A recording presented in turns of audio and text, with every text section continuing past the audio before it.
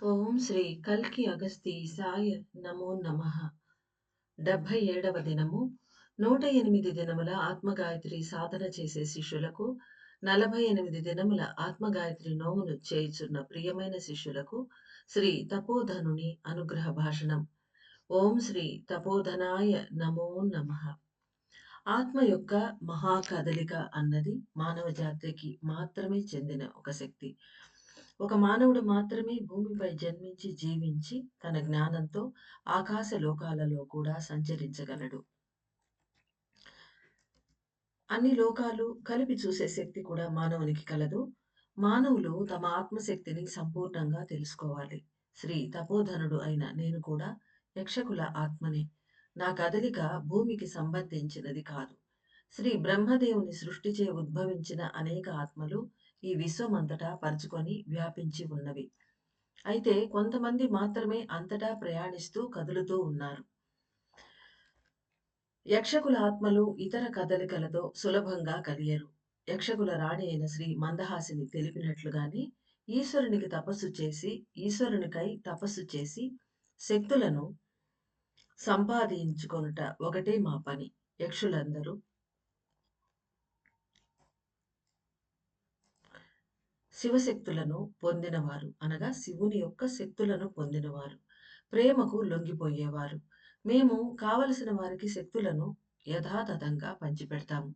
అన్నీ భగవంతుని చర్యలే అనే తత్వాన్ని కలిగి జీవిస్తాము. మానవ జాతి, దేవజాతి, అసుర జాతి మరియు ఋషి కులము వారు మా శక్తులను కోరుకొన్నప్పుడు ఈశ్వరుని అనుమతిని పొంది వారికి పంచిపెడుతూ ఉంటాం. శ్రీ తపోధనుడైన నేను యక్షకులము వారిని రక్షిస్తూ ఉంటాను. నా కదలిక అనేది భిన్నంగా ఉండును. యక్షులు తపస్సు చేసే సమయంలో వారికి నేను పూర్తి రక్షణను కల్పిస్తాను. ఈ సమయంలో అగస్త్య మహర్షుల వారు చేపట్టి ఉన్న మహా గొప్ప యుగ మార్పు పనులకు సహాయము చేయుటకై ఈశ్వరునిచే నేను నియమించబడ్డాను. నేను తెలిపే విషయాలలోని లోతైన సత్యాలను గ్రహించాలి. ఈ సమయంలో ఈ ప్రపంచమంతటా మహా గొప్ప శక్తి మార్పిడులు జరుగుతూ ఉన్నవి.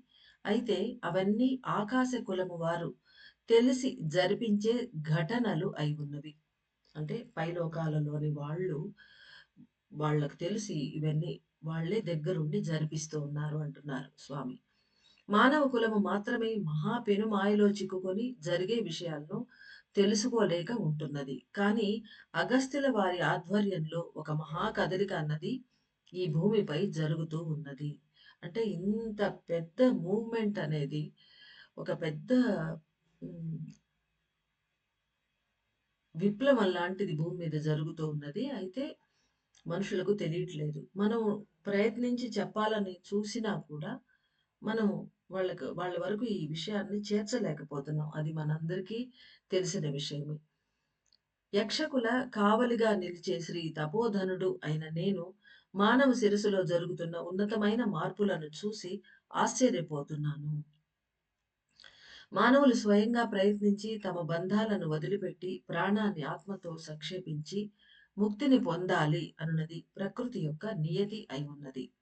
అయినను అనేక మంది తెలుసుకోలేని కారణంగా అగస్త్య మహర్షుల వారు శ్రీ కాలభైరవుని సహాయంతో మానవుల శిరస్సును ఆక్రమించుకొని బంధాలను తొలగించుట, కలుషితాలను నిర్మూలించుట, ప్రాణాన్ని సంక్షేపించుట వంటి అన్ని పనులను చేపట్టి ఉన్నారు. అంటే మానవులు భూమి మీద పుడుతున్నప్పుడు వాళ్ళే సొంతంగా తెలుసుకోవాలి. అంటే వాళ్ళ ఆత్మ మేలుకోవాలి. ఎప్పుడూ ఇదే నిన్న మందహాసిని అమ్మ చెప్పినట్టుగా తినటము, నిద్రించడము, మళ్ళీ ఏదో సంపాదించుకోవడం అలానే ఉండిపోతూ జంతువుల్లాగా బతకడం కాకుండా కొన్ని జన్మల తర్వాత మనిషి మెచ్యూరిటీ పొంది తనంతట తానుగానే చేస్తారు. జనరల్‌గా చేస్తూ ఉంటారు మనుషులు. కానీ ఇప్పుడు కలియుగం ఎల్లకన్నా ముందు నుంచి కూడా మానవులు స్వయంగా ప్రయత్నించడం అనేది లేదు. బంధాలు ఇంకా ఎక్కువైపోతోంది. ఇంకా కొత్తవన్నీ మొదలుపెట్టుకొని, కొత్త బంధాలను తగిలించుకోవడం. అంటే లేనిపోని జీవన విధానాల్ని అవలంబిస్తూ అవన్నీ చేస్తూ ఉంటున్నారు. ప్రకృతి నియమం ఏంటంటే, మానవులు స్వయంగానే కొన్ని జన్మల తర్వాత వాళ్ళు మెచ్యూర్ అయిపోయి, మానసికంగా జాగృతి పొంది, అన్ని బంధాలను వదిలిపెట్టి, ప్రాణాన్ని ఇంక చాలు అన్నట్టుగా ఆత్మలో సంక్షేపణ చేసుకుంటూ, ముక్తి కావాలి అని. అంటే ఒక వయసు తర్వాత ముక్తి కోసం మనిషి ప్రయత్నించాలనేది మన ప్రకృతి యొక్క నియతి. అయితే చాలా మందికి అంటే, చాలా మందికంటే చాలా మందికి ఏ కొద్ది మందికో తప్ప మిగతా అందరికీని తెలుసుకోలేని కారణంగా అందరూ అగస్త్య మహర్షుల వారు కాలభైరవుడి సహాయంతో మానవుల శిరస్సును ఆయనంతట ఆయనే ఆక్యుపై చేసేసుకున్నాడు. ఎందుకంటే మనం వినట్లేదు కాబట్టి ఆయన జబర్దస్తిగా మనల్ని ఓవర్ పవర్ చేసేసి పొసెస్ చేసేసుకున్నారు. ఆ తర్వాత ఈ బంధాలను తొలగించటం, లోపలికి వెళ్లి అణువుల లోపల కలుషితాలను నిర్మూలించటం, మన ప్రాణాన్ని సంక్షేపించటం అంటే ఇప్పుడు జరిగేదదే. ఒక యాగం వంటిది మన పీనియల్ గ్లాండ్‌లో చేస్తూ ప్రాణాన్ని సంక్షేపించుట. ఇలా అన్ని పనులను ఆయన చేసేస్తూ పోతున్నారు. మీ శిరస్సు కేంద్రంలో అగస్త్య మహర్షుల వారును, ఆది కామాక్షియు నిలిచి ప్రతి ఒక్క ప్రాణకణము అనే దేవతను సంక్షేపిస్తూ సహాయపడుతున్నాడు. అంటే మన ప్రాణం మొత్తం ప్రాణశక్తి ఉంది గదా! జీవాణువు. ఆ జీవాణువులో ఉండే అన్ని కణాలు ఒక్కొక్క ప్రాణ కణాన్ని సంక్షేపణకు ఆయన ఆది కామాక్షితో కలిసి ఆ సంక్షేపణ చేయడానికి వాళ్ళు చెందడానికి సహాయపడుతున్నారు. మానవులైన మీరందరూ తెలుసుకున్న దానికన్నా కూడా నేను లోపలికి ప్రవేశించి తెలుసుకున్నదే అధికం అని తెలుసుకోవాలి. ఎందుకంటే మనకు సంక్షేపణ జరుగుతోంది.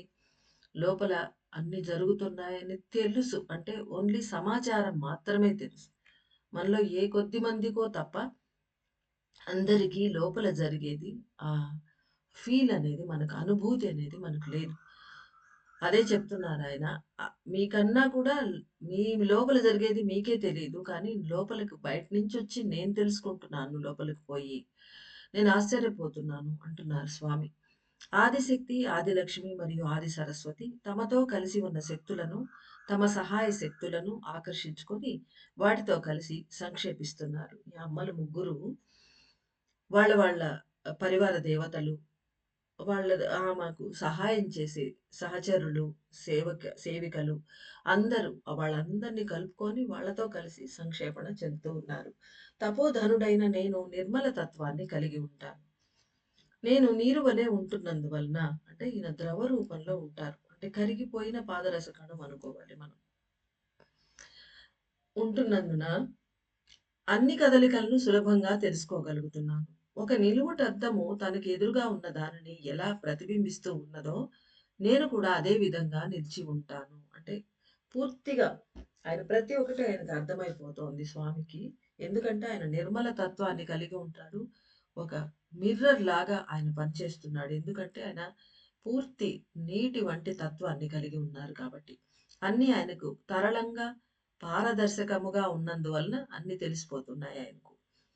ఈ సమయంలో మానవ కులము మొత్తము భిన్నమైన కదలికను స్వీకరించి ఉన్నది. ఒక్కొక్కరు భగవంతుని యొక్క ఒక్కొక్క తత్వాన్ని తెలుసుకుంటున్నారు. అయితే అంతా తమకు తెలుసు అన్నట్లుగా చెప్తూ ఉన్నారు. ఇదే మాయ అని పిలువబడుతున్నది. జరుగుతున్న సత్యమును తెలియజేయుటకు ప్రయత్నిస్తున్నాను. సాధ్యపడినచో అర్థం చేసుకోండి. ముక్తికై పోరాడేవారు ఒక మానవ గురువును స్వీకరించి ముందుకు వెళ్లేందుకు పోరాడుతున్నారు. కొందరు ప్రత్యేకంగా ఒక దైవాన్ని శరణు వేడి ముక్తి పొందాలని చూస్తూ ఉన్నారు. ఇందులో సూక్ష్మం ఏమిటంటే దైవంచే ఏర్పడు కదలికను అర్థం చేసుకోవటమే అయి ఉన్నది.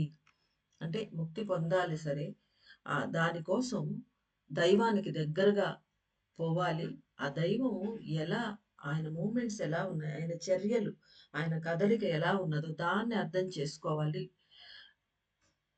అంటున్నారు. ముక్తి కావాలి అనడంలోనే దాంట్లో ఉండే ఆ సటిల్ విషయం దైవం ఏం చేస్తున్నాడో తెలుసుకోవడమే అని. ఏ మార్గంలో అయినా దైవాన్ని పొందవచ్చును. అయితే సంపూర్ణ జ్ఞానాన్ని పొంది విజ్ఞానము, ఆధ్యాత్మిక జ్ఞానము కలిపి సక్రమముగా జీవించేవారే రాబోయే యుగమును సృష్టించగలరు. కలియుగంలో ఉన్నత జ్ఞానాన్ని పొంది జీవించే వారంతా సత్యయుగంలో ప్రవేశించలేరు.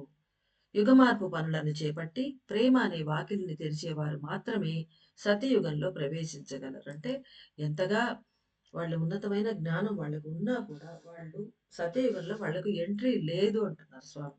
సేవ. సేవ చేసిన వాళ్ళు మాత్రమే లోపలికి ప్రేమ వాకిలిని తెరవాలంటే ఆ యుగమార్పు పనిలో అగస్త్యుల వారికి సహాయం చేయాలి. ఆ సేవ చేసే వాళ్ళు మాత్రమే లోపలికి ఎంట్రీ అని చెప్తున్నారు. వాళ్ళు వెలుపల జ్ఞానం పొంది ముక్తి కోసం పోరాడుతూ ఉంటే వాళ్ళు కూడా ఇందులోకి ఎంట్రీ లేదంటున్నారు. మానవులు పైకి వెళ్ళినను చాలా కాలం వరకు అక్కడే నిలిచి అనేకమైన పనులను చేయవలసి ఉన్నది. అంటే చనిపోయాక మానవులు అక్కడికి వెళ్ళినా కూడా అక్కడ అంటే వాళ్ళ పుణ్య సంచయంతో అక్కడ ఉంటూ అక్కడ చాలా పనులు దైవ కార్యాలే ఉంటాయి అక్కడ. ఆ పనులను చేస్తూ ఉంటారు. ఇప్పుడు ఈ తపోధనుడు, మందహాసిని అమ్మ వీళ్ళందరూ చేస్తున్నారు కదా! ఆ విధంగా. అలా పైకి పైన కొన్ని కొన్ని కొంత సమయం అక్కడ ఉంటూ పనులు చేయాల్సొస్తుంది. లేదా శక్తి కొరత ఉన్న నక్షత్రంగా రూపొంది అంటే శక్తులుంటే చేస్తారు. శక్తి కొరత ల్యాక్ ఆఫ్ ఎనర్జీ అలా ఉండే ఒక స్టార్ లాగా ఉంటూ అక్కడే ఉండి తర్వాత మళ్ళీ వెంటనే మరలా భూమిపై మానవ జన్మ కూడా తీసుకోవాల్సి ఉంటుంది. అంటే ఏ పనులు చేయలేదంటే శక్తి లేని నక్షత్రం అని అర్థము. వాళ్ళు వెంటనే మళ్ళా అంటే వెంటంటే అక్కడి కాలం ప్రకారం కొంతకాలం ఉండి శక్తిహీనం అయినందువలన మళ్ళీ భూమిపై జన్మ తీసుకోవాల్సొస్తుంది. మళ్ళీ ఇక్కడికి పడిపోతాం. మళ్ళీ వచ్చి మళ్ళీ శక్తులు సంపాదించుకోవాలి. ఈ భూమిపై జీవిస్తున్న సమయంలోనే భగవంతుడు చేసే యుగమార్పు పనులకు అర్థం చేసుకొని సహాయపడుట ద్వారా పలు విధములైన శక్తులను వరములుగా పొందవచ్చును. ఎప్పుడూ శక్తులు తరిగిపోని నక్షత్రముగా నిలిచి కూడా ఉండవచ్చును. ఈశ్వరునితో కలిసిపోయి ఈశ్వరునిగా మారిపోయి కూడా ఉండగలరు. ఇవన్నీ ఆప్షన్స్ చెప్తున్నారు స్వామి. ఈ విధంగా ఉంటూ ఉంటారు. అలా ఉండవచ్చు అని.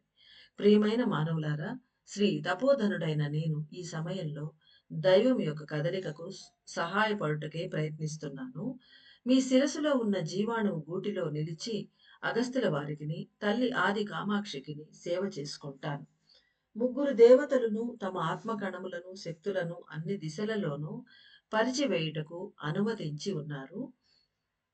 ఎక్కడ ఎటువంటి శక్తులు నెలకొని ఉన్నవి అను విషయాన్ని నేను కనుగొని నాకు చెప్పిన పనిని చేపట్టి ఉన్నాను.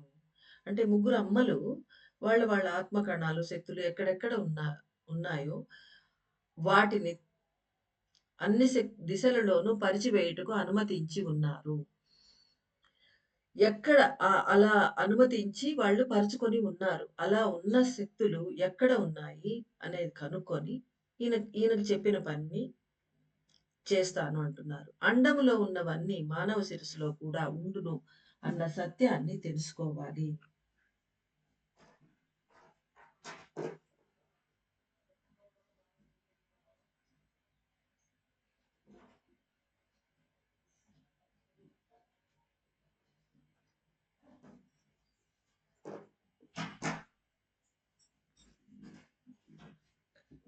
కాబట్టి మీ మెదడు లోపల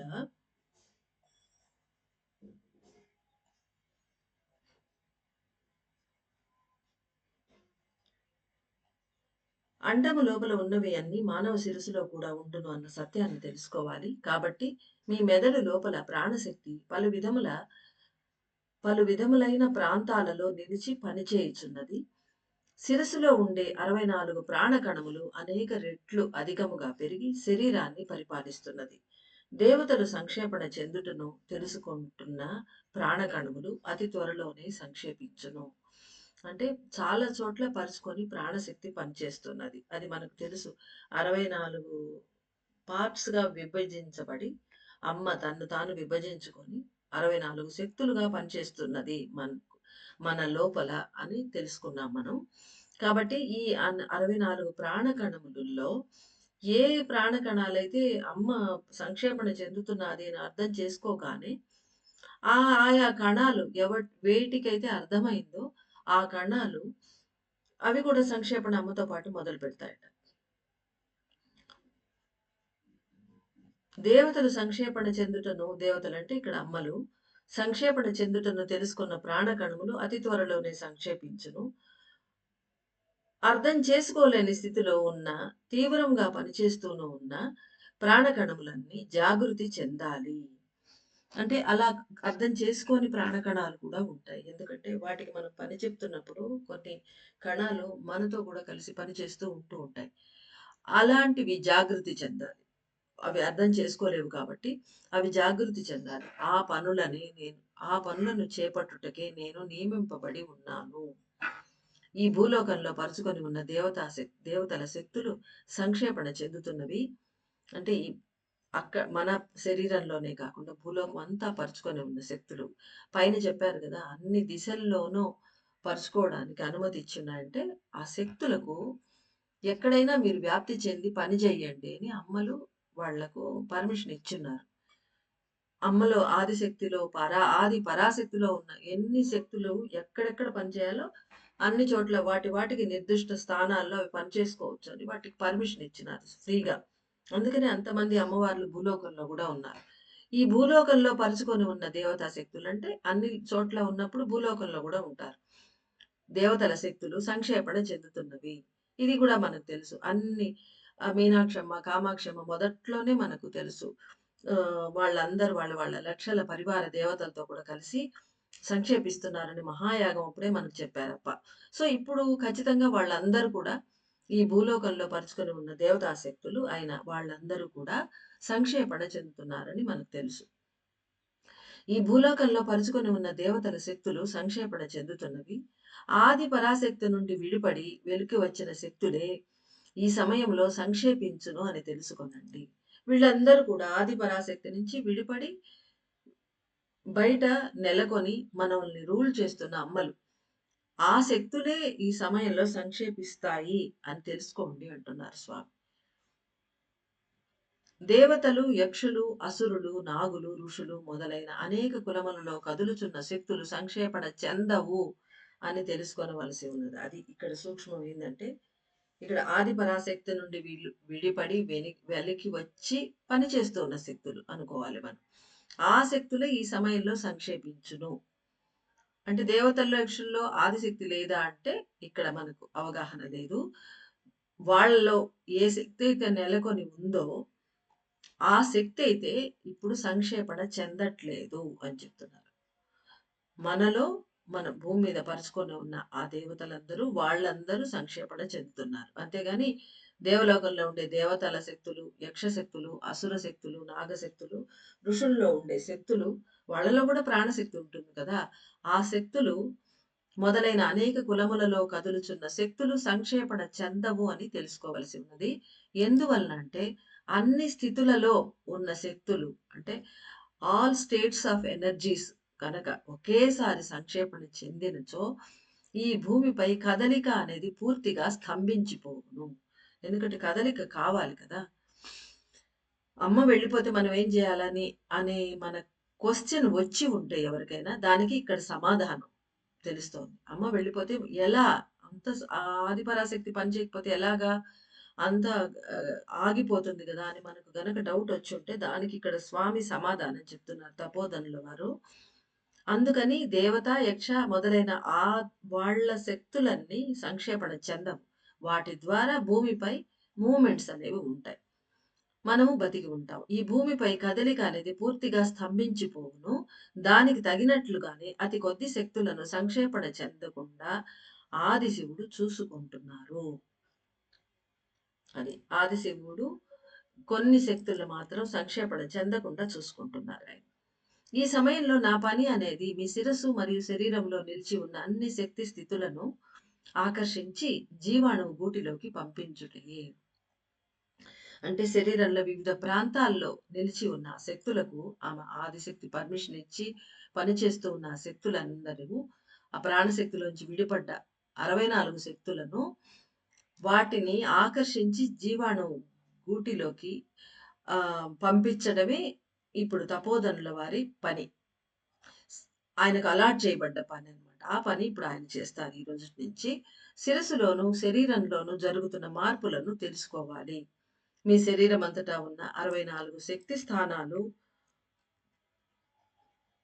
కదలక నిలుచుటకు ప్రారంభించును. అవి మొదట ఫస్ట్ ఆ మూవ్‌మెంట్‌ను ఆపుతాయి. తర్వాత సంక్షేపణ. మెల్లిమెల్లిగా జరుగుతుంది ఈ కార్యం. శక్తులందరూ ఒకటిగా కలిసిపోయి సంక్షేపించిన తర్వాత ఆ 64 శక్తి స్థానాలలోనూ ఆత్మ అయిన శివుడే నిలిచి పనిచేయుటకు ప్రారంభిస్తారు. అది. ఆ తర్వాత పోతారేమో అమ్మలందరూ. సో, ఈ 64 శక్తి స్థానాల్లో అమ్మలు వెళ్ళిపోతే అక్కడ ఎవరు పనిచేస్తారు? అందుకని శివుడే ఆత్మ అయిన శివుడే ఆత్మ విస్తరిస్తోంది కదా! ఒక్కొక్క కణంగా. సో, ఆయనే పలు రూపాల్లో నిలిచి పనిచేయుటకు ప్రారంభిస్తారు. శరీరంలోని ప్రతి ఒక్క శక్తి కేంద్రంలోనూ శక్తులు పునరుద్ధరించబడుటను అందరూ స్పష్టంగా తెలుసుకోవాలి. రిజువినేట్ అవుతున్నాయి. ఒక్కొక్క ఎనర్జీ పాయింట్స్ మన లోపల ఉండేవన్నీ. ఆ విషయాన్ని మనం బాగా తెలుసుకోవాలి. అంటే అధికంగా ధ్యానం చేసి తెలుసుకోవాలి. శ్రీ తపోధనుని పరిపూర్ణమైన ఆశీస్సులు.